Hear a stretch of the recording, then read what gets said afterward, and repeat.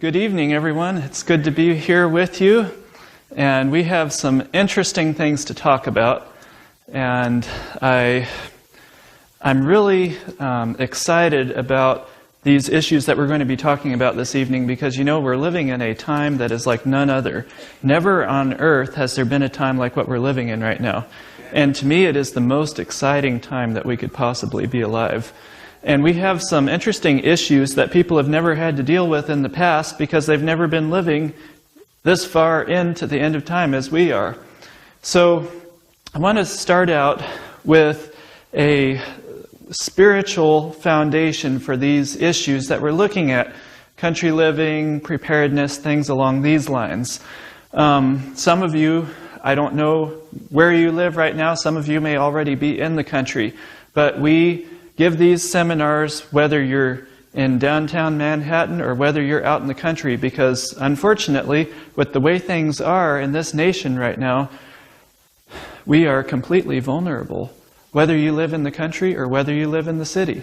Now, there are some very serious issues facing people in the cities. We'll get into that a little bit, but I think you'll find that a lot of these principles that we're going to be talking about really apply whether you live in the city or whether you live in the country, because unfortunately even our people in the country are totally vulnerable for the most part. So I want to start off with kind of a spiritual foundation. We must know what it is that God has told us to do in order to walk in the right direction. We need to know what God's Word has instructed us with these issues. So I'd like to start out with a topic called Ready or Not. Because, I mean, you can talk to someone even on the street, even a totally secular person that is not religious at all, and most thinking people realize that we are facing a cataclysmic storm. It matters not, certainly a person coming from a religious standpoint recognizes this from the prophetic standpoint, but just from reading the news every day, any thinking person realizes that things cannot keep going the way that they're going, that something is going to happen. And so really the question that we face is, will we be ready or will we not? And so we need to see how it is that God has told us to prepare for these last days. And so this is what we want to look at first. And I'd like to start off with a statement from the Pen of Inspiration that will kind of be the keynote of our first seminar this evening. It says, "The work of the people of God is to prepare for the events of the future which will soon come upon them with blinding force." And so this is the work that God has given to us here and now. Today is the day of preparation. There's coming a time at which it will be too late to prepare. No one knows when that time will be, but I think we can look at the signs of the times and see that that time is not far away.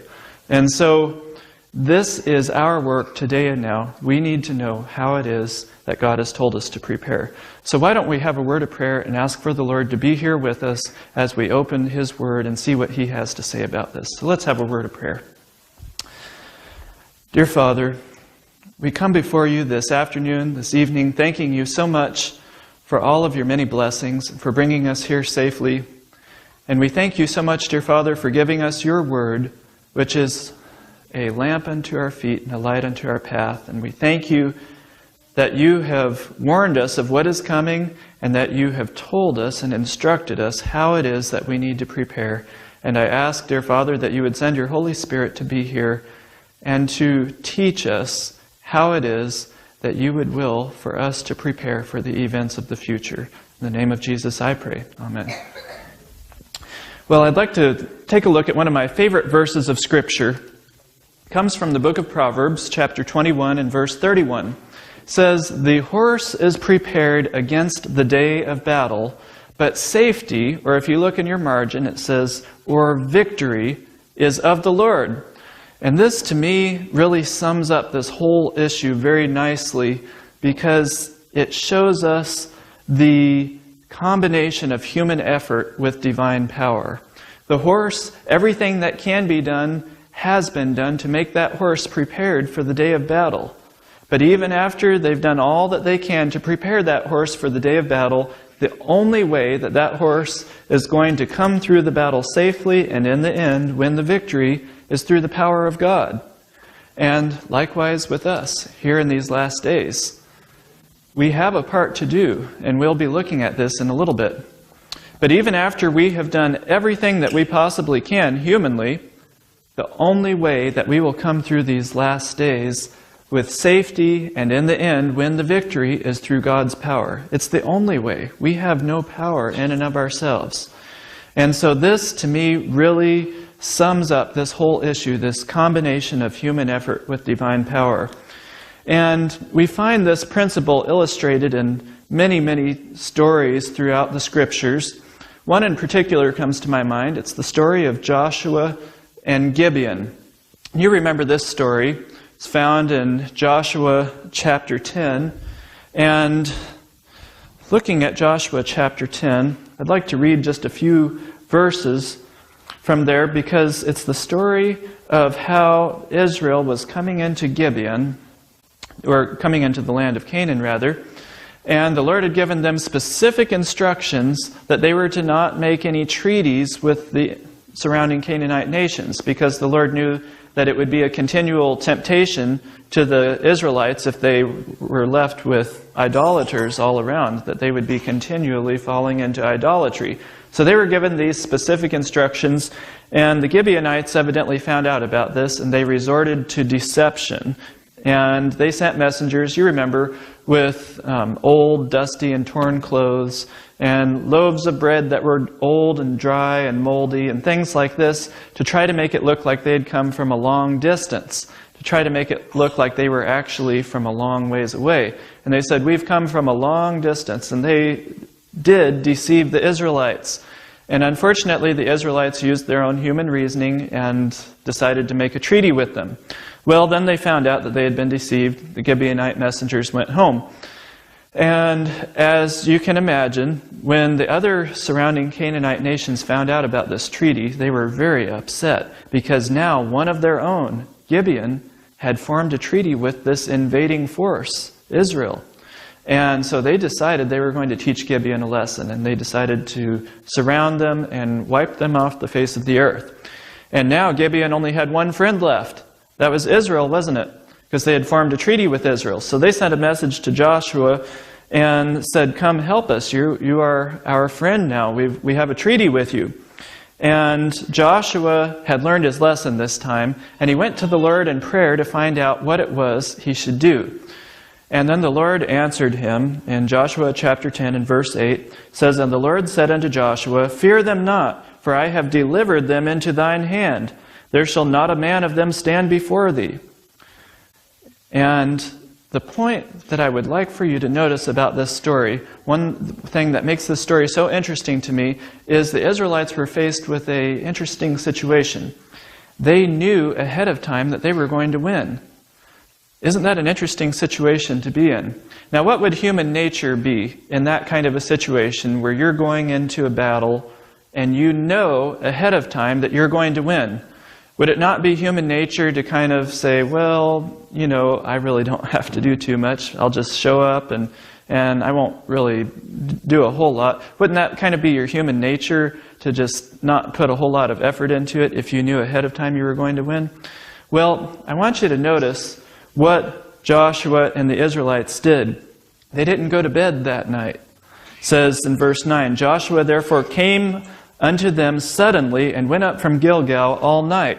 So that night, the armies of Israel didn't go to bed. They marched to Gibeon that night, arrived there the next morning. They did battle all the next day.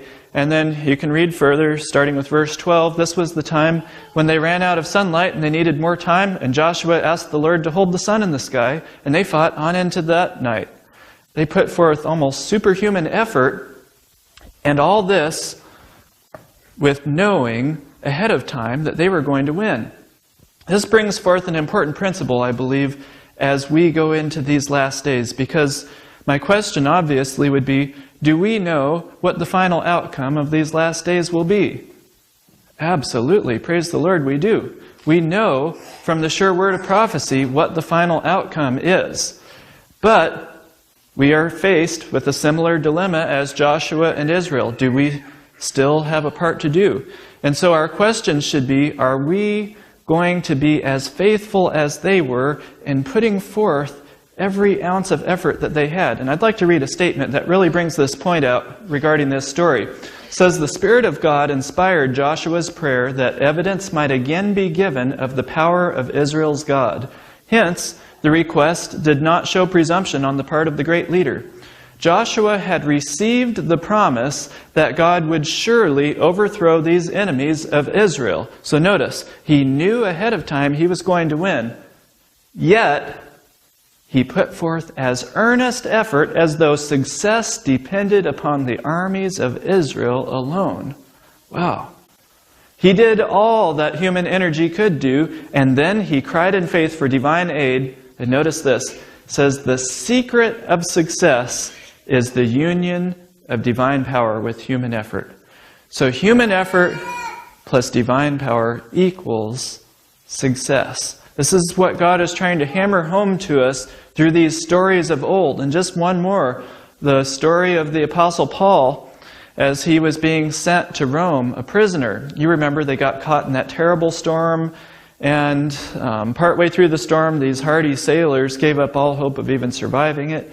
And then the angel of the Lord came to Paul by night, told him, "Not only are you going to survive, but everyone on board this ship is going to survive, because I'm going to be sending you to Rome for a witness for me." And of course, the next morning he related this dream, or this visit of the angel, to the others there in the boat. And you can imagine the encouragement that it was. But I want you to notice what their actions were. Here they are. They knew ahead of time that they were going to survive. But my question would be, well, did they let the rudders go, and let the sails go, and just say, "Praise the Lord, we're safe"? Or did they recognize that they still had a part to do? Well, I think we know the answer to that, and you can read about it in Acts chapter 27. But regarding this story, we read these powerful words. At these words, this is when Paul related the visit of the angel. At these words, hope revived. Passengers and crew roused from their apathy and put forth all possible exertion to save their lives. There was much yet to be done. Every effort within their power must be put forth to avert destruction. Now notice this, for God helps those only who help themselves. That is a powerful principle there, friends. And this is what God is trying to hammer home to us through these stories of old. These are not just dry stories. They are packed with principles for us. And, you know, there's a theory going around. I'm sure all of us have heard it at one point in time or another. It's along the lines of, well, if you really have faith in God, you don't have to put forth any physical effort. And in fact, if you actually put forth physical effort into something, you're showing a lack of faith in God, because God is able to take care of everything, isn't He? And I'm sure we've all heard some variations of this at some point in time. And so this is an important issue that we need to look into, because this is an important principle regarding this whole issue that we're looking at this evening. And so it's important, I believe, that we take a look at the definitive chapter in the Scriptures on the relationship of faith and works. And that would be James chapter 2. So let's take a look at James chapter 2 and see what the Lord has to say to us, because these are some very, very clear and plain words. James chapter 2, verses 14 through 18. What doth it profit, my brethren, though a man say he hath faith, and have not works? Can faith save him? If a brother or sister be naked and destitute of daily food, and one of you say unto them, Depart in peace, be ye warmed and filled, notwithstanding ye give them not those things which are needful to the body, what doth it profit? Even so, faith, if it hath not works, is dead, being alone. Yea, a man may say, Thou hast faith, and I have works. Show me thy faith without thy works, and I will show thee my faith. How? by my works. This is what God is trying to get through to us time and time again. In other words, if you really, truly have faith in something, if you really, truly believe in something, your actions are going to show it. We have a saying, says actions speak louder than words. And it's true, isn't it? Talk is cheap. You can talk about something all you want, but your actions really show where your heart is. Actions speak louder than words. For instance, with Noah, just take a for instance, Noah. If you really truly believe in the word of the living God that there's a flood coming upon all the earth, build an ark. His actions in building that boat testified of his faith better than anything else that he could have done. He could have just preached for 120 years, and that may have had some impact, but when he got out there and started cutting wood and driving nails, people took notice. And they said, you know what? This man really believes this. Actions speak louder than words. Noah's certainly did. I thought this was interesting. Every blow struck upon the ark was preaching to the people. Had you ever thought about that? Every blow. Here he is out here hammering away, and that is the most effective sermon that he could preach to those people. Every blow struck upon the ark was preaching to the people. Noah directed, he preached, he worked, while the people looked on in amazement and regarded him as a fanatic. Well, how does all this relate to our keynote? Remember, that keynote statement that we read, the work of the people of God is to prepare for the events of the future.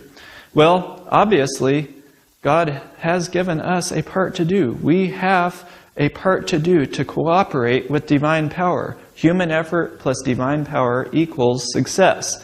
So we do have a part to do, and we'll be taking a look at that in just a moment. But before we get there, there's one more item that I feel that I need to cover. When you are in a war, you have opposing generals that are sending out spies to try and figure out what the next move of the enemy is, don't you? And if one of these spies happens to get near the enemy general and hear him giving orders to his officers saying, we're going to do this at such and such a time, we're going to take this many men and attack here at such and such a time, and we're going to do this and that, what is that spy going to do? He's going to immediately, as quickly as he can, get this information back to his general so that his general knows what the next move of the enemy is before it happens. Well, you realize we are in a spiritual battle right now.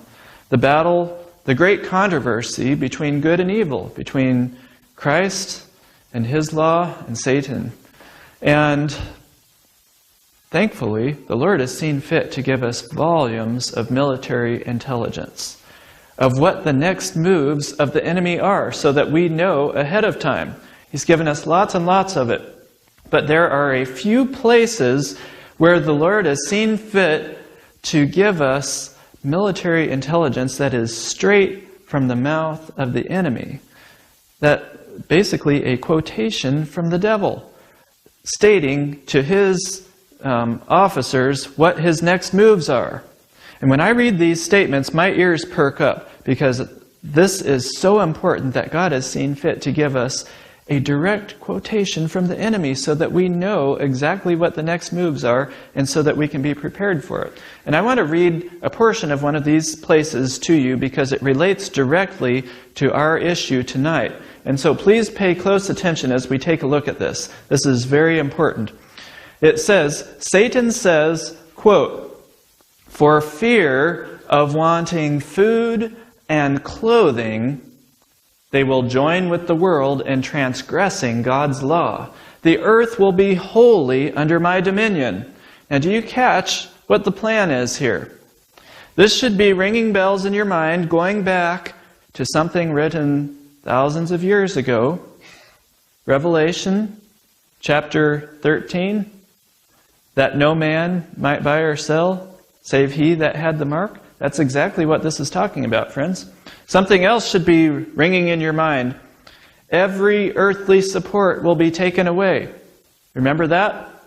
That's also what this is talking about. This is one of the great plans that the enemy has to entrap God's people in these last days. for fear of wanting food and clothing. This is what one of his big plans is for these last days. And I want you to notice something very interesting. You think about the times when this statement was written, plus or minus 100 years ago, and I want you to think about the way that people lived back then during that era, 100, 150 years ago, and think about this kind of a test. Would it have been nearly as effective back then as it would be today? Think about this for a moment. For fear of wanting food and clothing, would that have been as catastrophic a test back then? No. Why? Because obviously people lived very independently back then. They were not most people were not dependent upon the systems for their very existence. You think about, you can look at the demographics back then. You can go on the U.S. Census Bureau website, and there's a very graphic chart on there that tells the demographics of rural versus urban population from the year 1790 up until recently, I think either 1990 or 2000, something like that. And I found that chart to be just fascinating, because when this nation was just starting out, 1790, not long after it had just started, do you realize how much of America's population was in an urban area? It was 2-point-something% of this nation lived in an urban area. Now, since then, we have had almost, not quite, but almost a complete reversal. Now, approximately 80% of the United States population lives on 3% of the land. That is a phenomenal statistic. Almost 80% lives on 3% of the land. And so, yes, you had the cities building up 100 years ago, but even still, 100, 150 years ago, most of the people lived in a rural area. And you think about, what was their water source? Well, they might have dropped a bucket down a well. Maybe they had a creek. Maybe they had a spring up the hill. They had an independent water source. How about for food? Well, most of them grew their own food, didn't they? And how about clothes? A lot of them made their own clothes. And, of course, for heat, as long as they lived in an area that had trees, what did they use for heat?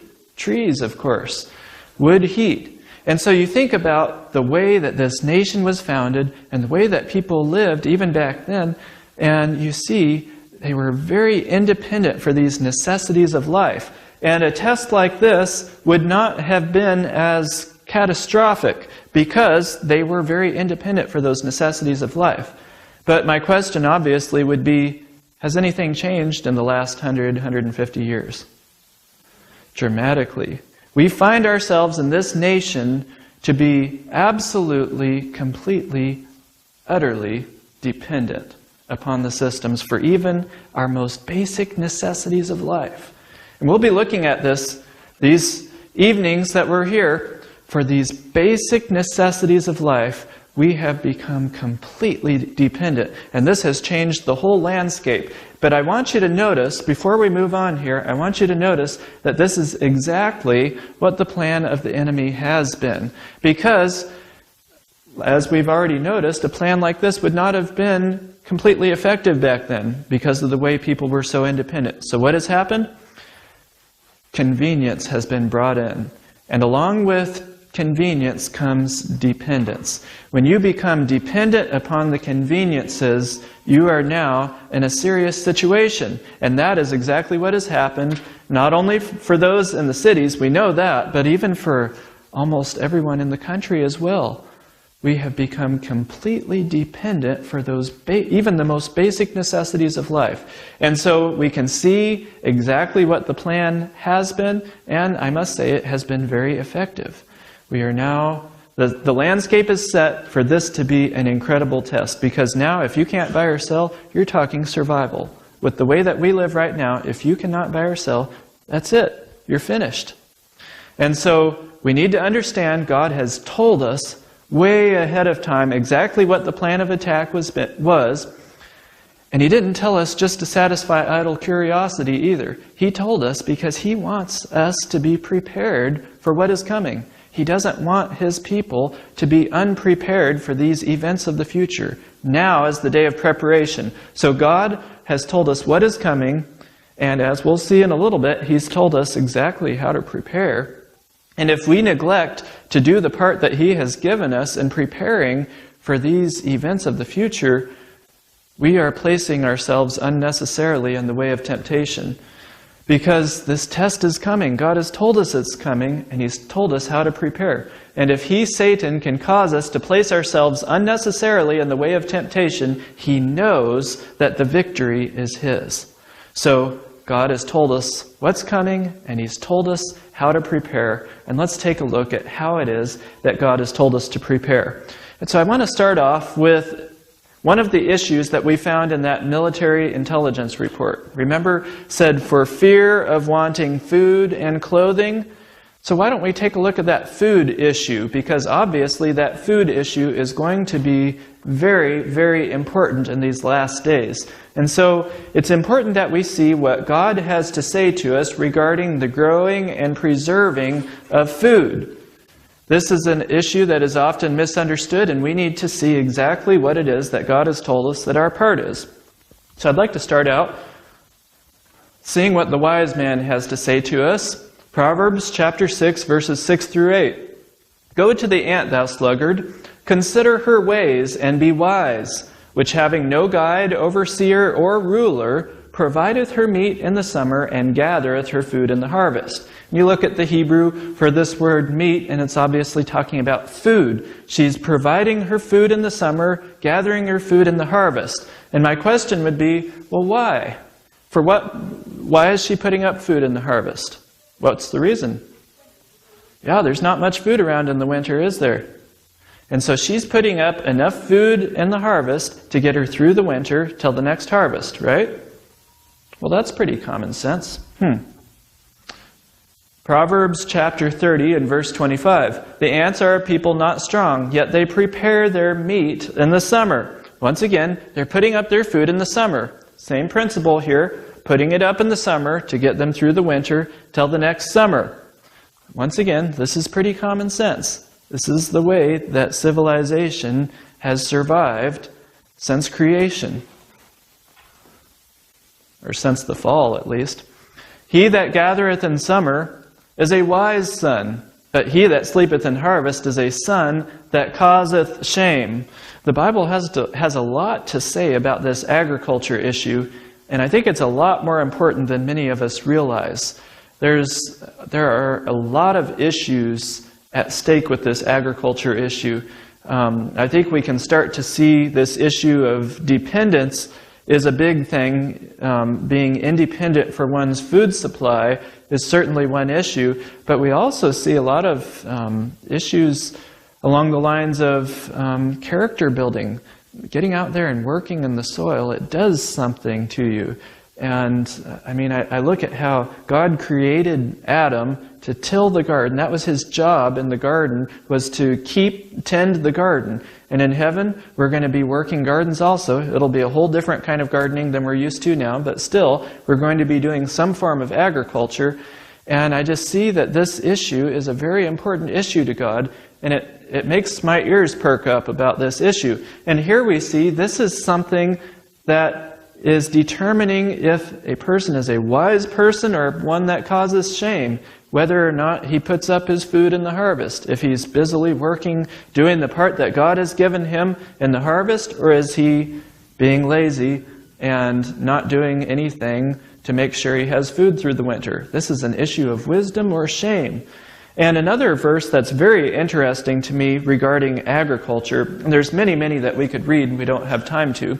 This is just one more here from Proverbs 24:27. And it says, prepare thy work without, and make it fit for thyself in the field, and afterwards build thine house. Now this is a very interesting verse, because this verse is telling us when you go and find a raw piece of land and you're ready to develop it and make a homestead, here are the sequence of events that this is the order of events that you take care of.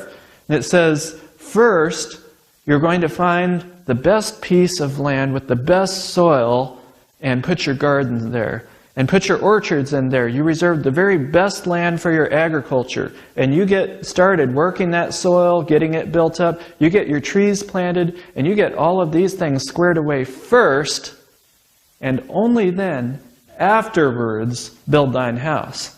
Now, I think a lot of us, myself included, would be quite inclined to do the exact opposite. First you build your house, and then you work on your gardens and all the other things.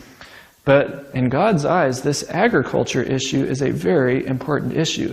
This is what you do first, and only after that do you build your house. Very, very interesting. And you think about it, of course, your fruit trees, you're talking several years before they even start yielding. And even at that point in time, they're not yielding abundantly like they will years later. So you can see it is, in the essence of time, is important with particularly with your fruit trees, because you need to get those in the ground right away. So it's going to be a while before they start yielding abundantly. And so we just get a taste of how important this agriculture issue is with God. And I'd like to read a very sobering verse from the Apostle Paul, 1 Timothy chapter 5 and verse 8, regarding the sacred duty to provide for the physical necessities of our family. We often, it's certainly an essential thing that we recognize our spiritual responsibilities and take a hold of them and take care of them. But you know what? Our God is a very practical God, and He is also interested in the physical aspects of life as well as the spiritual. And so here we have a verse that is talking to us about the sacred responsibility of providing for the physical necessities of our family. It says, "But if any provide not for his own, and specially for those of his own house, he hath denied the faith and is worse than what? Than an infidel." Those are some strong words. But this is the Word of God to us regarding this sacred duty of taking care of those necessities, the physical necessities of life. And like I said, our God is a practical God, and He's just as interested in the practical aspects of our life as He is in the spiritual. And really, you think about it, this is practical Christianity in action. This is kind of the ABCs here. If you're not even providing for the physical necessities of your family, what kind of a witness is that? Not a very good witness, is it? This is fundamental, practical Christianity, fulfilling these sacred duties that God has given us, these physical necessities. But how about more recently? We've been reading verses from thousands of years ago. My question would be, is God the same yesterday, today, and forever? Or has anything changed since then? Well, the Scriptures give us the answer to that question, of course. But I think it would be very fascinating to get a little glimpse of how people lived as recently as 100 years ago. What was common, what was life as usual, business as usual? How did they handle this food issue? Because it gives us a little bit of a glimpse of how removed we have gotten from that in the last 100 years, of how artificial our society has become in the last 100 years. We have become so removed from the way that people had lived up till that time. Let's take a look at the way that people, just standard operating procedure, how they operated back then. Wherever fruit can be grown in abundance, a liberal supply should be prepared for winter by canning or drying. Once again, just like the ant that we read about, putting up enough food in the harvest to get you through the winter till the next harvest. It's pretty common sense. This is the way that they lived. You ladies will find this one interesting. I find Sister Nelson to be a faithful, economical housekeeper. She has been very busy canning fruit and drying corn. The others have not been able to help her much, for they have all been busy on the writings. But Mrs. Nelson does not complain. She sees what needs to be done and does it. This is a great blessing. She has already canned 138 quarts of tomatoes, 60 quarts of loganberries, and 75 quarts of applesauce, besides cherries, peaches, and apricots. We hope to have 200 quarts of tomatoes put up. We have nearly a bushel of sweet corn dried and have had sweet corn on the table nearly every day for 2 or 3 weeks. Mrs. Nelson was pretty busy, wasn't she?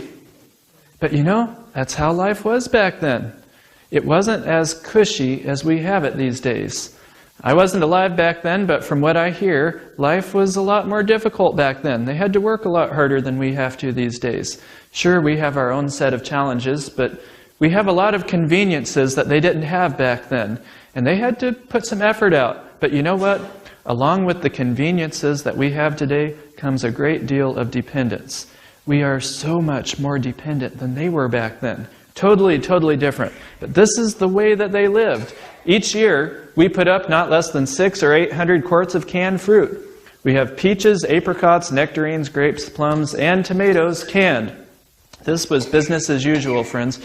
I remember we've been working on a project that has involved interviewing a lot of people who lived through the Great Depression. And it's been fascinating to hear their testimony of how life was for them.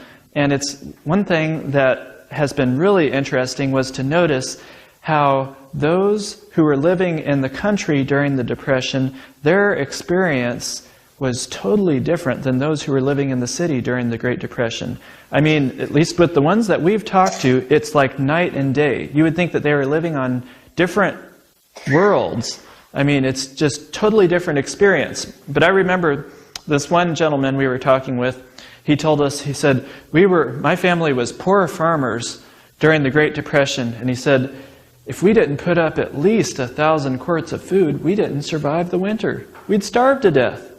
I mean, it was like, this is common sense. What's the matter with you? And I'm thinking, wow, how much life has changed since then. Since as recently as even the Depression days. How differently life has become. But we need to ask another question. Has anything changed since the last 100 years? Has God given us permission to now place our dependence on the arm of flesh called the grocery man? You realize that's what we're doing today. Someone has to put up the food in the harvest. We may or may not realize this these days, but someone has to do some preparing. Either we do it for ourselves or we depend upon the arm of flesh. We depend upon the grocery man to do it for us. Someone has to do it. And so my question would be, has anything changed? Has God given us permission to do this in these last days? Well, very interesting statement that I read regarding this. Let's read the underlined portion first because it tells us where in the whole scheme of end-time events this statement is referring to. It sets the context for us. It says, "For in the future, the problem of buying and selling will be a very serious one." This statement is obviously referring to the very near the end. This is one of the final events here. And so this statement is obviously still future for us. This is referring to very near the end. And let's go back and read it from the beginning and see what it says now that we know what time period it's referring to. "Again and again, the Lord has instructed that our people are to take their families away from the cities, into the country where they can raise their own provisions." Why? "For in the future, the problem of buying and selling will be a very serious one." And so you can see, friends, obviously, far from becoming less important, this issue becomes even more and more serious the closer we get to the end. And this should be ringing bells in your mind, going back to that military intelligence report that we read just a little bit ago. For fear of wanting food and clothing. Remember this? This is one of the great plans of attack of the enemy in these last days. God has warned us of exactly what is coming down the pike.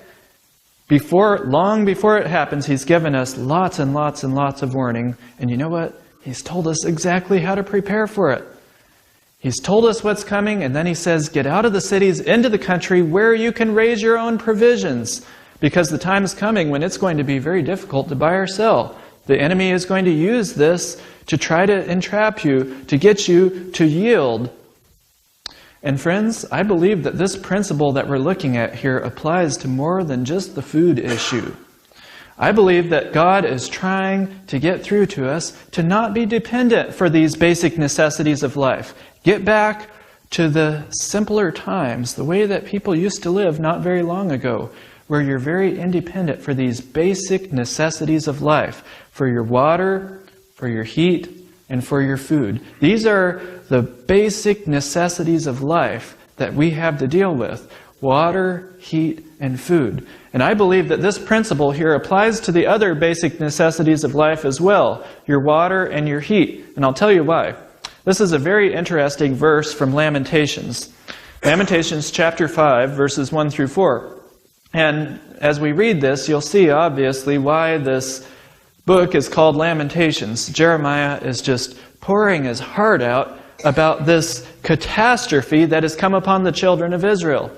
And let's read what this great calamity is that has come upon them. He says, "Remember, O Lord, what has come upon us. Consider and behold our reproach. Our inheritance is turned to strangers, our houses to aliens. We are orphans and fatherless. Our mothers are as widows." Now notice this, friends, this is very important. "We have drunken our water for money. Our wood is sold unto us." Do you catch it?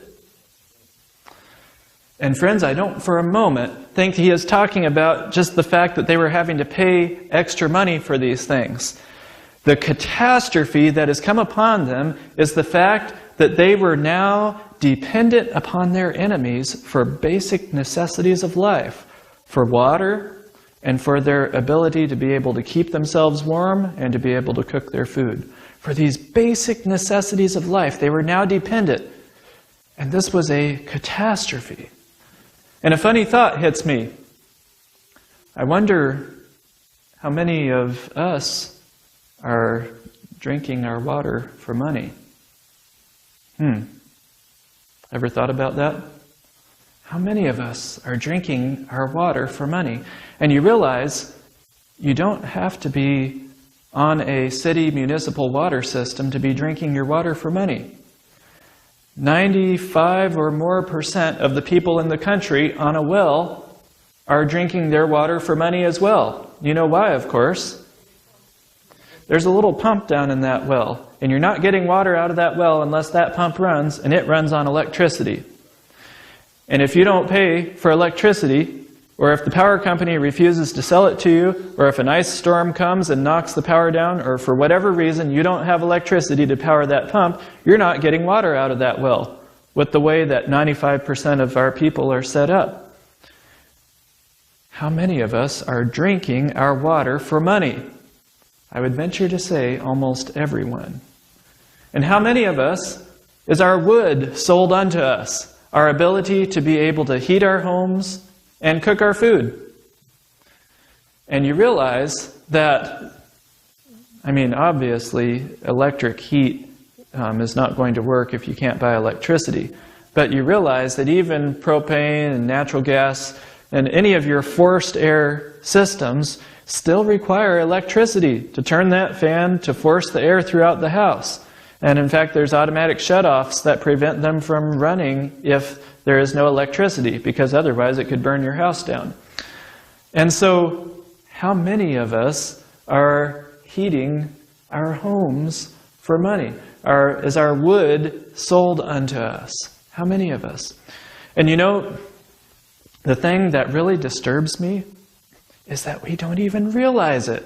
What has happened to us? At least Jeremiah realized this catastrophe that had come upon them. At least he recognized it for what it was.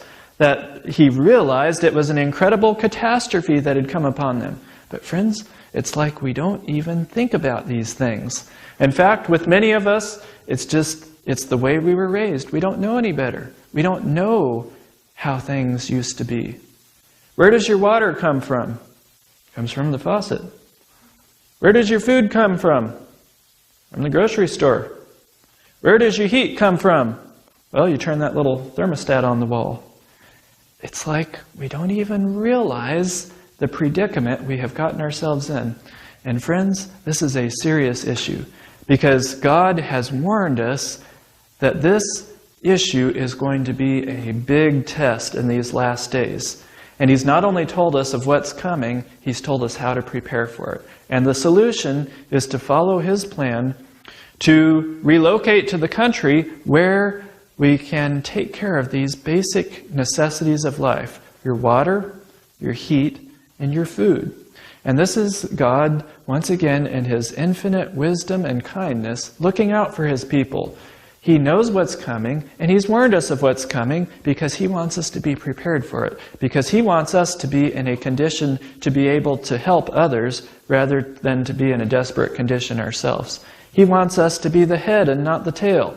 And so God has warned us of exactly what is coming, and He's told us exactly what to do about it. Drink waters out of thine own cisterns, and running waters out of thine own well. How wise! How wise! And so God has given us so much instruction of what our part is. And friends, it's time that we do something about it. We're on the homeward stretch. I don't see how we have much time left. But whether or not we do, we know that we have a part to do from the sure word of prophecy. We know what's coming, and we know what God has told us that we need to do, and it's time that we do something about it.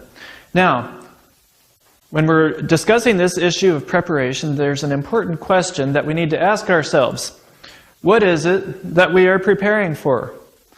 Is it possible to prepare for the wrong reasons? Absolutely. It certainly is. More specifically, though, I must ask the question, are we to prepare physically for the time of trouble? That's an interesting question. I always see this wherever we go. Some heads are nodding yes, some are nodding no. But thankfully, the Lord has not left us to guess about this issue. But before we can answer that question, we need to define what exactly the time of trouble is. Where is it in the scheme of end-time events? So we need to narrow that down first, set a nail in a sure place, and then we can answer that question. So here's just a simple one-line statement to very quickly define where exactly the time of trouble is. When Christ shall cease His work as mediator in man's behalf. And by the way, if Christ has ceased His work as mediator in man's behalf, what has closed on earth? Human probation has closed. Of course, Revelation 22:11 speaks of this. He that is filthy, let him be filthy still. He that is holy, let him be holy still. There is a time at which probation for the human race closes forever. And so this is what it's referring to. When Christ shall cease His work as mediator in man's behalf, then this time of trouble will begin. So, the time of trouble begins when probation closes, when human probation closes, very clearly. Time of trouble begins when human probation closes. Many refer to this time as the great time of trouble. This is the time that begins at the close of probation. Now, going back to our question, are we to prepare physically for the time of trouble? Once again, we have not been left in doubt on this question. God has given us very clear instruction. The Lord has shown me repeatedly that it is contrary to the Bible to make any provision for our temporal wants in the time of trouble. Once again, that begins when probation closes. I saw that if the saints had food laid up by them, or in the field, in the time of trouble, when sword, famine, and pestilence are in the land, it would be taken from them by violent hands, and strangers would reap their fields. Then will be the time for us to trust wholly in God, and He will sustain us. I saw that our bread and water will be sure at that time, and that we shall not lack or suffer hunger, for God is able to spread a table for us in the wilderness. If necessary, He would send ravens to feed us, as He did to feed Elijah, or rain manna from heaven, as He did for the Israelites. So obviously, we are not to prepare physically for the time of trouble. Now this is very interesting. It brings up the question of why? Because we've seen very clearly that we have a part to do physically now. We read all those verses from Proverbs clearly throughout human history. If people did not have a physical part to do, we wouldn't still be around. We read from James about faith without works is dead. We even read that even up into up until some of the very closing events of Earth's history, we still have a part to do. Remember that statement says we need to get out of the cities in the country where we can raise our own provisions, for in the future the problem of buying and selling will be a very serious one. So even up till some of these closing events are taking place, we still have a very important part to do. But why do we see this change when probation closes? Why do we have a part now, but after probation closes, we don't have a physical part? Well, this is a very interesting study, and I encourage you to look into this more, because I have been very blessed by studying this issue. It has totally changed the way that I look at the time of trouble. You know, I think we often look at the time of trouble with great fear and trepidation. And, I mean, reasonably so, because it will be a very difficult time.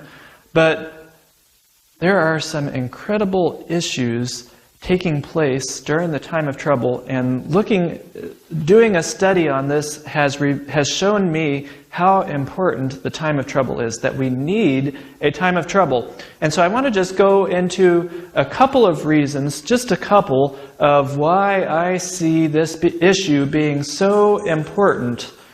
Why is this issue, why do we see this difference now? Why do we have a part to do now and we don't then? And just in case you want to do some further study on this, I'll give you a few references here if you want to write them down, just to get you started. I think you'll be greatly blessed by looking at this. Last Day Events, page 265. It's a very interesting page regarding this. Last Day Events, page 265. Review and Herald, August 12, 1884.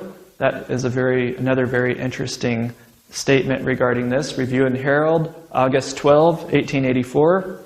And Desire of Ages, 761. Those will get you started. Very, very interesting. Desire of Ages, 761. But first of all, reason number one that I see, why is this change? Reason number one is, I guess you might say kind of on the surface, but I believe it holds merit. You think about what's taking place during the time of trouble. Not only are God's people forbidden to buy or sell, of course, before that time starts, but certainly during that time, God's people cannot buy or sell, being sought after for their lives. You have the 7 last plagues being poured out, that this earth has never seen anything like the 7 last plagues before. All these things, all these disasters, cataclysmic events taking place all at this time, and God's people having to run for their lives in these craggy mountains. You're not going to be growing any garden during that time, friends. When you're running for your life and the 7 last plagues being poured out and all these kinds of things, you're talking, it would be, if we still had to provide for our physical needs during that time, it would be a physical impossibility. We would not be able to do it. It just simply would not be possible. And so God is only asking us to do what we can do. He says, you do your part now, and when the time comes where you can't deal with it, don't worry about it. I'll take care of you. That, to me, is reason number one.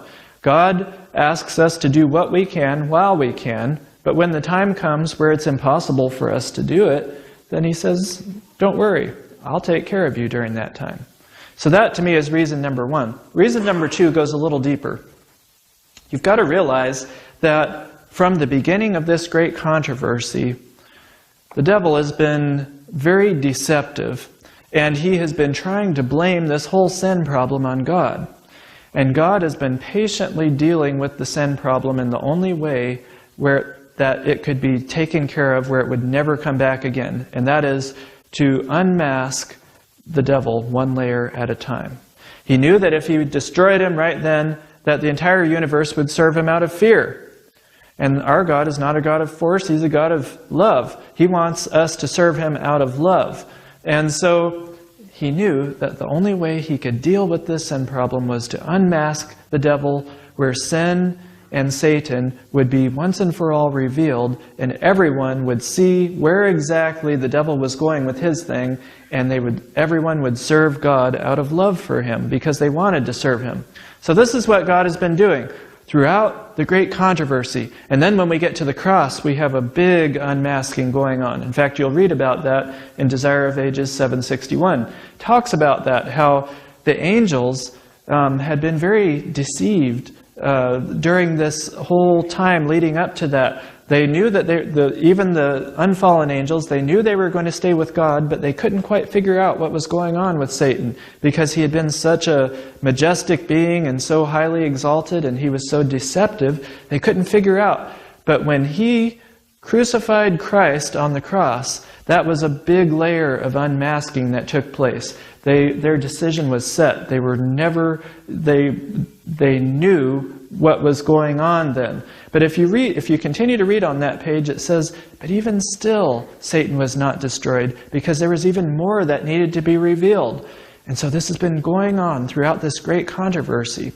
And you got to realize, during the time of trouble, these final layers are going to be unmasked. Because right now, when we have disasters and things like this take place, we have no idea what it would be like if God was not restraining the devil. There is still a lot of mercy being poured out on this earth. God is holding back the four winds of strife, restraining the enemy, and we have no idea what life would be like on this earth if God was not holding him back. In fact, there would be no life on this earth if God was not holding him back. So God has been continually restraining him, and this, I believe, has given us a little bit of a jaded conception of how bad sin and Satan are, because we don't have any idea how bad it would be if Satan was allowed to do whatever he wants.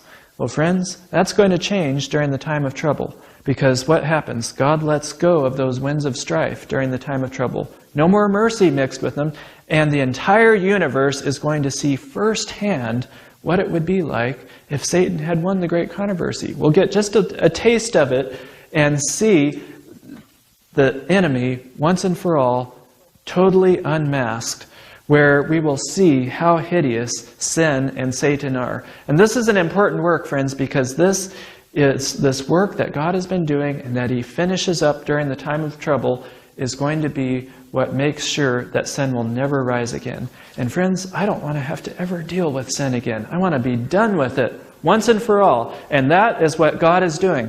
So we can see, I'm sure that there's more things that are taking place during the time of trouble that I don't realize, but these are just a couple of the reasons why I see this change in our duty. Because think about it, when you have all these extremely important events taking place, and God wants us to be totally focused on these spiritual issues that are taking place, what would happen if we still had to provide for our physical necessities during that time? When you're in a survival situation and you're just trying to somehow manage to stay alive in a desperate situation, you become totally focused on staying alive. Called the survival instinct, you might say. Just trying to stay alive. And so if we still had to take care of our physical necessities during that time, we wouldn't be focused on the important spiritual issues that God is trying to focus our attention on during that time.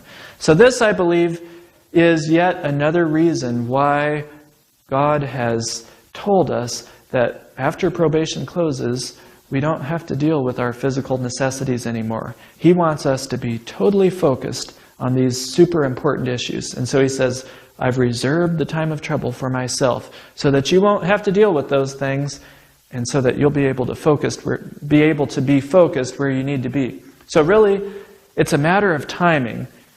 Solomon had a lot to say about timing. To everything there is a season and a time to every purpose under the heaven. And he goes on to say a time for this, a time for that. It's a matter of timing, doing the right thing at the right time. This is what we're talking about. It is the very essence of all right faith to do the right thing at the right time. And that's what we're talking about. We need to do the right thing now. God has given us a part to do now, but we also need to do the right thing then. God has told us that we are not to prepare physically for that time, after probation closes. So we need to do the right thing at the right time. And this is the essence of all right faith. Now, moving on, one more point that I want to cover before we close, and it's a really exciting aspect of preparation that I'd like to share with you, because you realize that our actions regarding doing the part that God has given us now, in this day of preparation, our actions now are going to determine whether or not we are able to do God's work at the very peak of the crisis. You realize that? We'll look at this and see how whether or not if we do the part that God has given us to do now, we will be able to do God's work at the peak of the crisis. But if we don't, we are going to be extremely hampered, if not incapacitated, from doing God's work. So let's take a look at this. We need to go back to our event line and place a few more events on here, just so that we can focus in on a particular spot on our event line. And I'm going to place a few events on here very quickly. I don't have time to take time to prove why I'm placing each of these where they are. If you're interested in why, I'll be glad to, you can email me. I'll be glad to share with you the proofs for why I'm placing them where they are. But I think you'll find them to be fairly common sense. I'm just going to place them on there for now. The first event that I want to place on here is the great Mark of the Beast issue. And if there's anyone here that's not familiar with what the Bible has to say regarding the Mark of the Beast, this is something that you cannot afford to be ignorant of. This is the great test question in these last days that will determine that will reveal whether someone is going to serve God and His law or men and their laws. And so this is an extremely important point. And if you're not familiar with what the Bible has to say about this, we have some excellent Bible study material on this. Talk to us afterwards and we'll be glad to put it in your hands. But I don't have time to do a Bible study on this. I'm just going to place that event on our event line here. Naturally, it must come before probation closes because this is the great test question.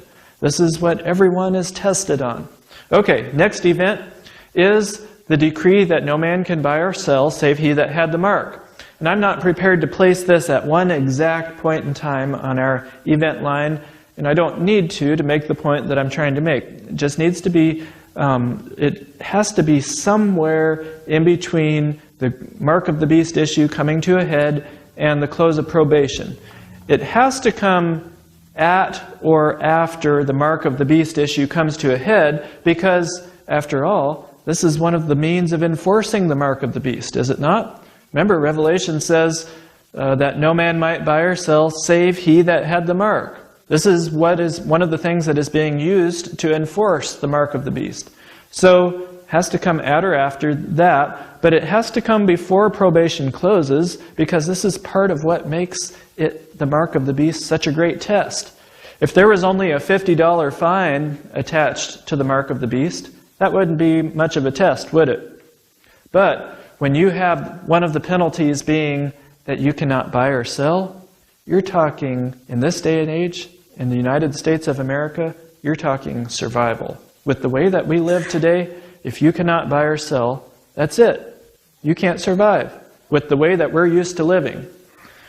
And so you can see, this is obviously part of what makes the Mark of the Beast issue such a great test. So naturally it must come before that. So somewhere in between these two. And then finally, the great disasters that have been predicted to take place and in fact started many years ago, but they were to increase in intensity and in frequency as we near this point in time on our event line. The reason why they have to really be getting pretty bad by this time is obviously prophecy tells us that the disasters are going to be one of the big issues that bring in the Mark of the Beast issue. This is going to be what leads up to it. And you think about it. Right now, if a terrorist attack happens or something like this, people say, oh, well, those were bad people. But when you have the elements being let loose, when you have natural disasters like this, people get very scared because you're talking raw elements. They say, God must be upset at us. We've got to get back to God. And you know where they go with it from there. So, obviously, to bring this secular nation to its knees, the disasters must be pretty bad by this point in time on our event line here. So we have those, but these are not to be confused with the 7 last plagues told about in the book of Revelation. Those, of course, come after probation closes. Now, why are we looking at all of these? Well, I want to focus particularly on this point in time on our event line. This is where it happens on planet Earth. This, you might say, is where the rubber meets the road. This is where everyone on Earth is going to have to make their decision whether they are going to serve God and His law or men and their laws. And this is also where you have this great, mark of the beast question coming in that brings about this test. You've got the decree that no man can buy or sell, all these disasters, terrible disasters taking place, all these things converging at one point in time. This is the critical mass of Earth's history. Everyone has to make their decision during this time. And my question would be, do we, as God's people, have a part? Do we have anything to be doing for God's work during this time? Most definitely. I don't know what I was thinking in the past. Years ago, I used to think that when the time comes where you can't buy or sell, that's the time where you head off to your cabin and you curl up in front of the fire and start reading books. Nothing could be further from the truth, friends. This is the time when every hand on deck must be called into action because, this is when everyone is having to make their decision. This is when we must be most diligently doing God's work. Now, that's not to take away from what we must be doing now, because we've been told that what the church fails to do now in relative peace will have to do under very difficult, forbidding circumstances. And so that right there is an incredible impetus to do everything that we possibly can now, because it's going to be infinitely more difficult in the future. But even still, even in spite of that, this still is the critical point when everyone is making their decision, and we have an incredibly important work to do during this time. And so my question would be, what will be the most effective way to reach people for Christ during this key point in Earth's history? When everyone is making their decision, when all these terrible disasters are being poured out, can't buy or sell, all these things are going on, what will be the most effective way to reach people for Christ? We haven't been left to guess about it. As religious aggression subverts the liberties of our nation, those who would stand for freedom of conscience will be placed in unfavorable positions. For their own sake, they should, while they have opportunity, become intelligent in regard to disease, its causes, prevention, and cure. And those who do this will find a field of labor anywhere. There will be suffering ones, plenty of them. And friends, there will be suffering ones, plenty of them. Our own government is telling us not if, but when, referring to pandemics, bioterrorist attacks, things like this, large numbers of casualties. And even disregarding that, a more sure word of prophecy warns us of things coming where millions of people perishing, the devil imparts to the air a deadly taint, thousands fall with the pestilence thereof, thousands of cities being swept away, things along these lines. And so we can see there will be incredible numbers of people who are in some pretty desperate situations. And we have a friend who is the director of an emergency room in a fairly large city, and he was telling us some really disturbing things about the state of the hospitals, and he indicated that it was quite common to find this not just at his hospital but across the nation as well. And I've read articles in the newspapers that confirm this. He said our hospitals are just inundated. He said our emergency room is just often it's just maxed out. He said all it takes is the slightest little influx in the number of people coming into the ER, and we just can't even handle them. It was incredible the amount of time that he said people sometimes have to wait before they get a bed. If memory serves me right, I think he said it's not that someone could have to wait up to a couple of days, even on an average winter day, before they get a bed. He said we are just at the breaking point with our emergency rooms. And like I say, I've read articles in the newspapers that confirm this. And so you can see with all these things converging at this time, all these people in desperate need. The hospitals are going to be inundated. They won't be able to help anyone else. And there's going to be huge numbers of people that are in some serious need. But you know what? God is the master of turning curses into blessings. And I believe that this very situation that we're looking at, right at the peak of the crisis when everyone has to make their decision, this is an incredible opportunity that God is giving to His people to really finish this work up.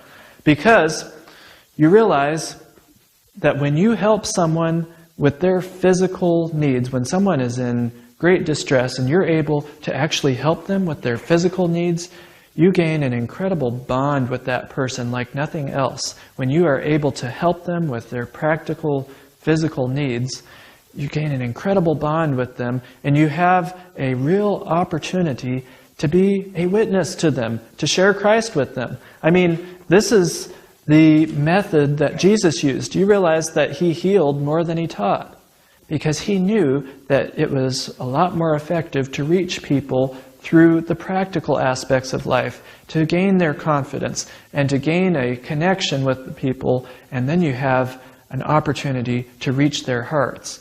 And so this, I believe, is exactly what we see taking place, what we will see taking place during this very time, where you have huge amounts of need, no one able to help them, and God has given to His people simple remedies that anyone can do that will enable us to be able to be an incredible help to people and to reach people right at the very peak of the crisis when they're making their spiritual decisions, to be able to help them physically gain access to their lives and to their hearts, and to be able to help them spiritually at the very time, right when they're making their decisions. This is an incredible opportunity God is giving us. There will be suffering ones, plenty of them, who will need help, not only among those of our own faith, but largely among those who know not the truth.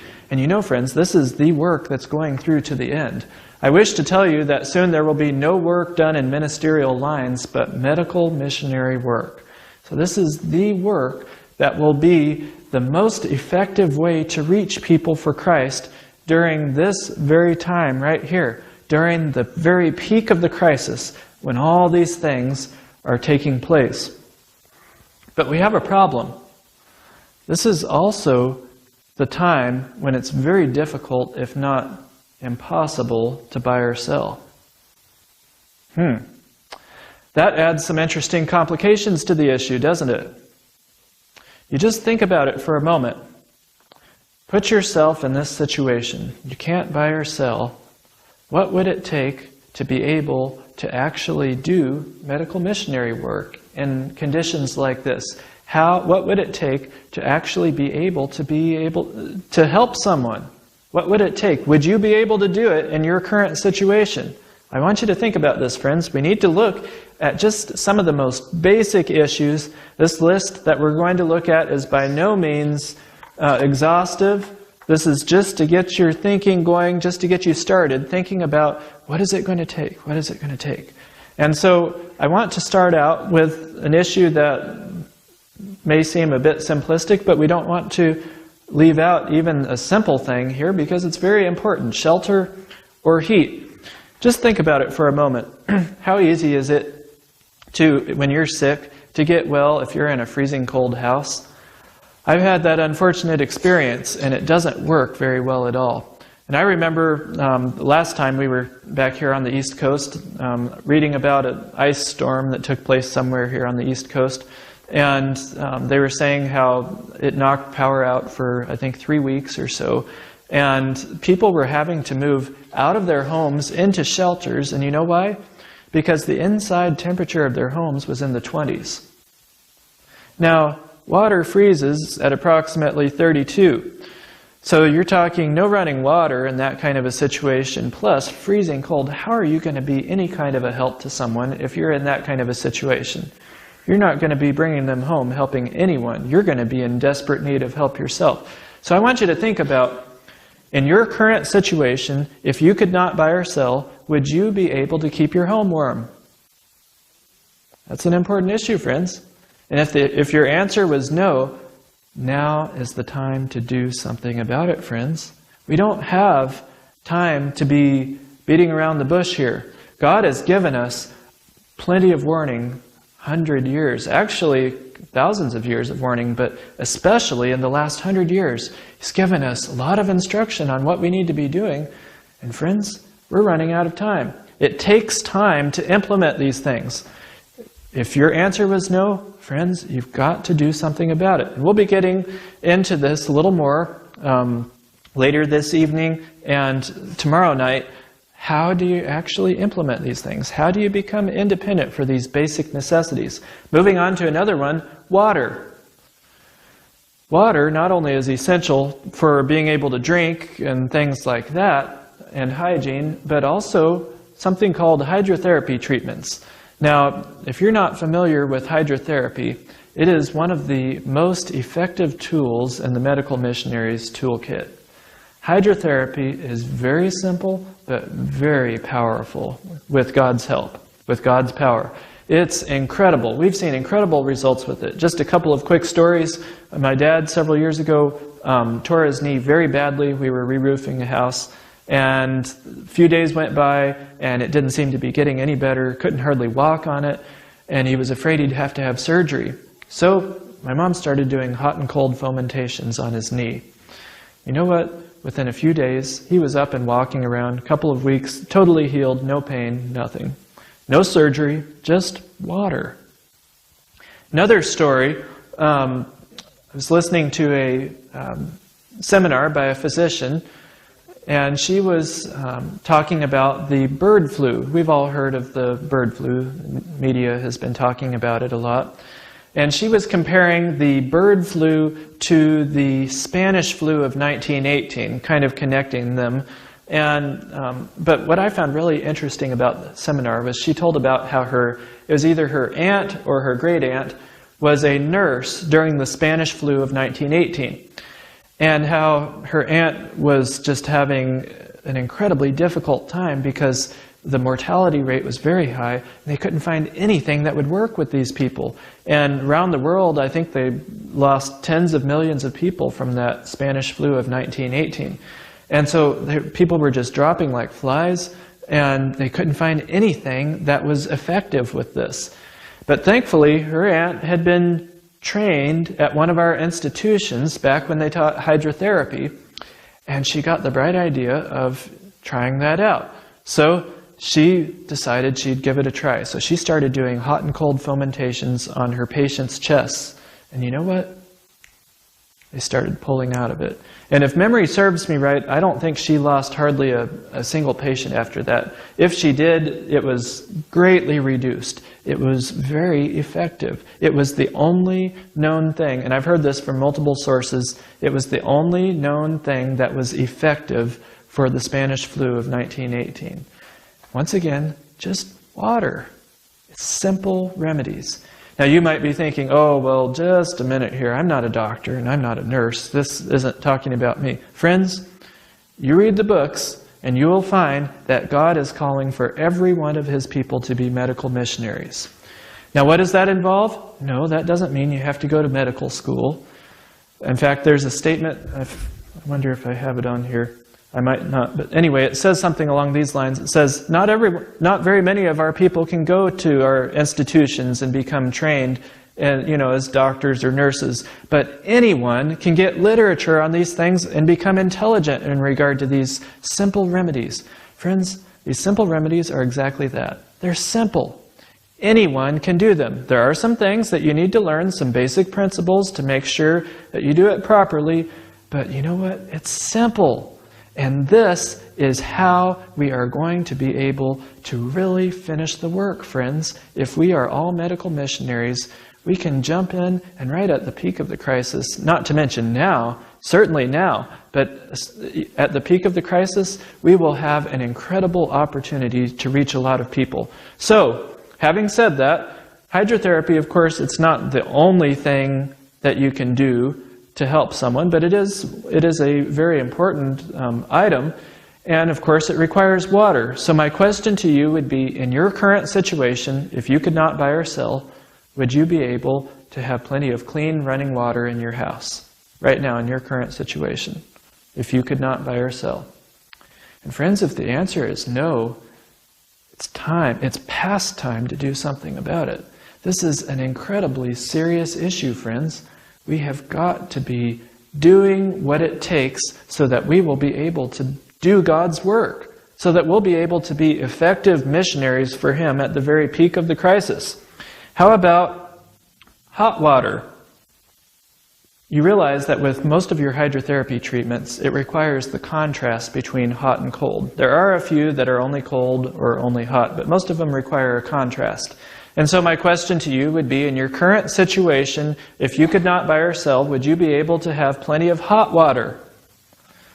Once again, if the answer is no, it's time to do something about it, friends. We've got to be preparing so that we can be a help to others. And finally, once again, this is by no means an exhaustive list, just a few items to think about to get you started. Nutritious food. One of the building blocks of helping someone who's sick is proper nutrition. This is one of the 8 laws of health. And if you're not getting proper nutrition, you're not going to get better. And so if you're going to be any help to anyone, you're going to have to provide some nutritious food. And so my question, once again, would be, in your current situation, if you could not buy or sell, would you be able to have plenty of nutritious food, not only for yourself and your family? We've already seen God has given us a sacred duty to provide for the physical necessities of our family. You remember that from 1 Timothy. And we've seen that we have that sacred duty. But my question is more specifically, would you be able to have plenty of nutritious food to help not only yourself and your family, but others, if you could not buy or sell? In your current situation, would you be able to provide this, not only for yourself and family, but for others, if you could not buy or sell? Friends, this is not a thing about me and mine. This is not about number one. This is about our ability to be able to be a help and a blessing to others at the very peak of the crisis. So this is something that we must seriously take action on, friends. We have a limited amount of time to do this. And friends, all of these things take time to implement. Some people are waiting till the very crisis, and they think that they're going to run out in the middle of the crisis and implement all these things. Friends, it's not going to happen. It will be too late. God told us we needed to be doing this 100 years ago. If you have any doubts about that, just go to the ABC and pick up the little booklet, Country Living, and you'll read statement after statement after statement. The time has come, written back in the early 1900s. That's a quote. You know, out of the cities, out of the cities. This is the message that has been given me. That statement that we read about getting out of the cities where you can grow your own provisions. Statement after statement after statement. This is something we should have been doing for the last 100 years, friends. And so, if you're waiting for the crisis and you think you're going to do this in the middle of the crisis, forget about it, friends. These things take time to do. I mean, the agriculture issue, for instance, it takes years to get your soil built up. You get your fruit trees planted, we already mentioned that. You're looking at several years before they start yielding. And I mean, getting water systems set up and just learning. I mean, not only getting the soil built up and planting the trees, learning how to actually work with the garden. For many people, they don't have any prior experience with gardening. It takes time to learn these things. This is not something that you can do in the middle of a crisis. This takes time, and this is why God has been calling us to do this for so many years. And so, friends, the time has come long ago. God is calling us to be kind of a Noah in these last days. You realize that our work is very similar to Noah's. Jesus said, "But as the days of Noah were, so shall also the coming of the Son of Man be." And in Hebrews 11, we read, "By faith Noah, being warned of God of things not seen as yet." Have we been warned of God of things not seen as yet, friends? Absolutely. What did he do? He moved with fear. He prepared an ark to the saving of his house, by the which he condemned the world and became heir of the righteousness which is by faith. And friends, you got to realize this was not a selfish thing Noah was doing. He built that ark so that anyone who could come on board and be saved from the flood. Why do you think he was preaching for 120 years? He was pleading with the people to come on board and be saved from the flood. He was trying to work for those people. That ark was so that anyone who could come on board. And friends, this is kind of like what our work is here in these last days. God is calling us to be a spiritual ark, certainly for people, but also He's calling us to be kind of a physical ark, to be able to be a help and a blessing to people through the physical aspects of life, to gain that connection, be a help to them, and then we'll be able to help them with the spiritual aspects of life. So this is a very important work that God is calling us to. He's calling us to the good kind of independence. There's a good kind and a bad kind, and God is calling us to the good kind. Independence of one kind is praiseworthy. To desire to bear your own weight and not to eat the bread of dependence is right. It is a noble, generous ambition that dictates the wish to be self-supporting. And friends, this nation is eating the bread of dependence right now. There's no other way around it. We are totally dependent, and this nation is eating the bread of dependence. And so, friends, the time has come long ago. Today is the day of preparation. This is the work God has given us today. The work of the people of God is to prepare for the events of the future, which will soon come upon them with blinding force. So this is the work God has given us. You might be wondering, well, what does all this have to do with country living? How do all these, these are country living seminars, how does all this relate to country living? And my question to you would be very simply, how are you going to provide for those basic necessities of life in the city, for your water, your heat, and your food? How can you become independent for those basic necessities of life in the city? You can't do it. You might be able to do one or two, but you can't do all three in the city. And so this is yet another reason. As I said, take a look at the little booklet, Country Living.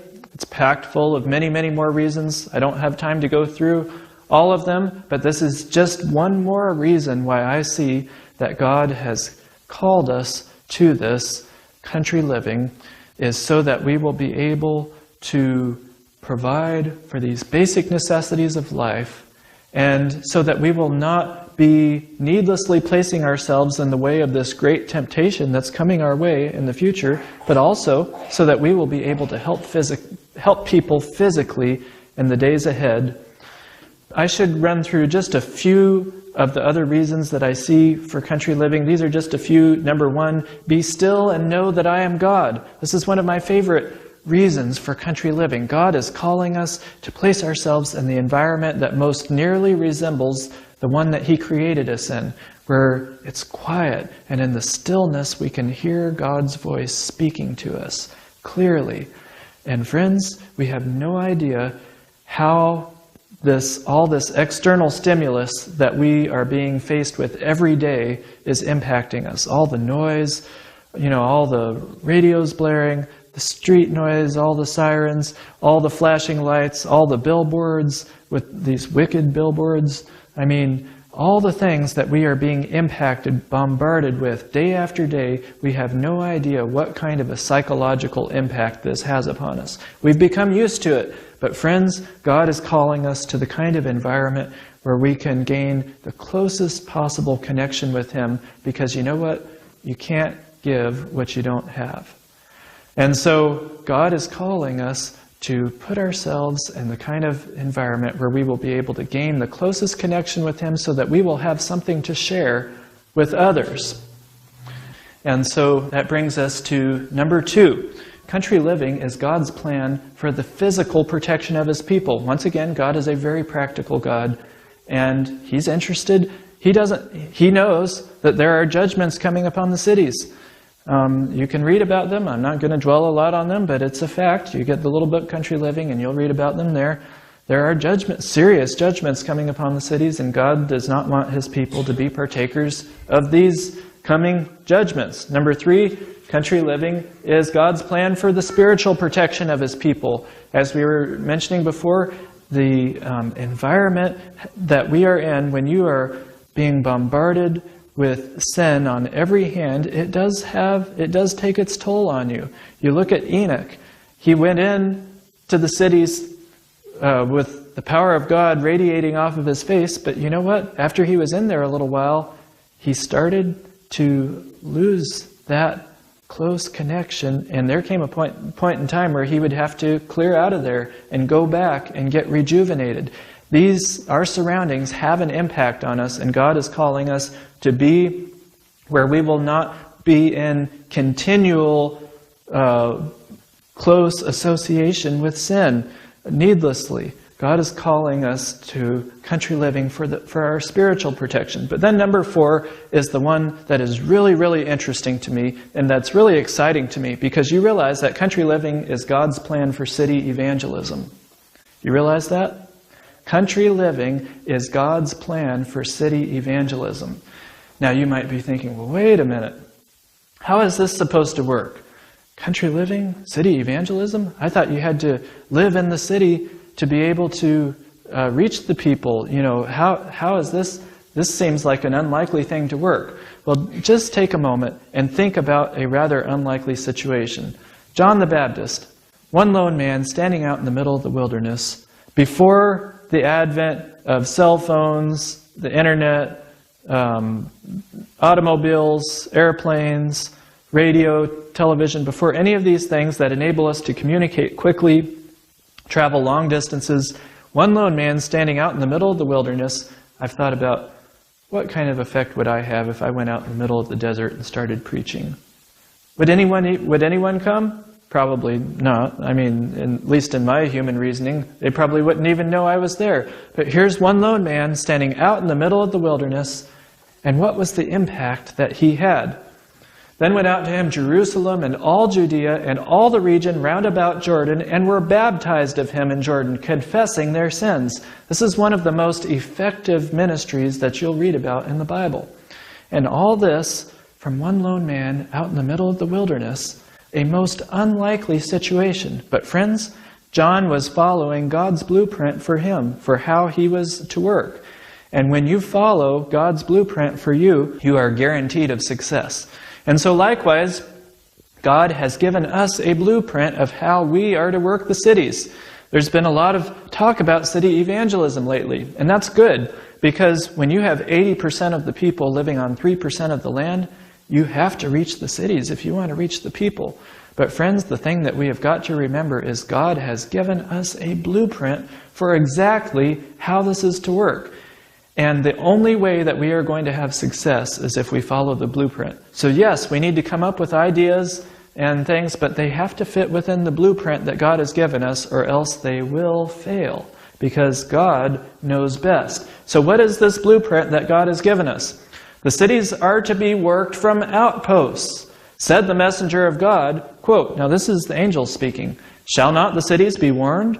Yes, not by God's people living in them, but by their visiting them, to warn them of what is coming upon the earth. This is the blueprint that you will find laid out. God has a real burden for the cities. You'll find a lot from the inspired writings on city evangelism. And friends, it's very consistent. This is the blueprint that God has given us. As God's commandment-keeping people, we must leave the cities. As did Enoch, we must work in the cities, but not dwell in them. So this is what God is calling us to work in the cities, work for the people in the cities, but we can't live in the cities. This is what God is calling us to. Now you might think, well, is this talking about, maybe getting out of the downtown areas into the suburbs? Because after all, don't you have to be close in order to be able to do city evangelism? I mean, how is this going to work? Is God calling, when he says get out of the cities, is he talking about the downtown areas or what? Well, this statement was very helpful to me regarding this issue, and I think you'll find it helpful also. It says regarding Lot, when iniquity abounds in a nation, there is always to be heard some voice giving warning and instruction, as the voice of Lot was heard in Sodom. And friends, there's a misconception going around that country living is about abandoning the cities. Nothing could be further from the truth. This is God's plan for city evangelism. And so here we have Lot. He was a city evangelist doing God's work. Now, many of us have negative connotations in our minds of Lot, and reasonably so, because he made some very bad decisions. But still, the Bible calls him just Lot, and here he is doing God's work in Sodom. He's doing city evangelism, doing what would seem to be a good work. And let's read about this. Yet, Lot could have preserved his family from many evils had he not made his home in this wicked, polluted city. And notice this next sentence, friends. All, what's that word? All that Lot and his family did in Sodom could have been done by them even if they had lived in a place some distance away from the city. So here's Lot. He lost his entire family. Not only did he lose the daughters that stayed in Sodom, but his wife turned to a pillar of salt. The 2 daughters that did make it out, they were just as wicked as the Sodomites. He lost his entire family, and for what did he gain? It says that everything that he did for that city, he could have done for it even if he had lived in a place some distance away, and it would have not placed his family in such jeopardy. Very interesting. Enoch walked with God, and yet he did not live in the midst of any city polluted with every kind of violence and wickedness, as did Lot in Sodom. So friends, God has given us a blueprint, and if we want to have success, this is what we need to be doing. People are looking for something different. And I would rather have 30 minutes in a city with God's power than 3 months without God's power. Why? Because I can't do anything. I can't convict a single soul of anything. It's only the Holy Spirit that can do that.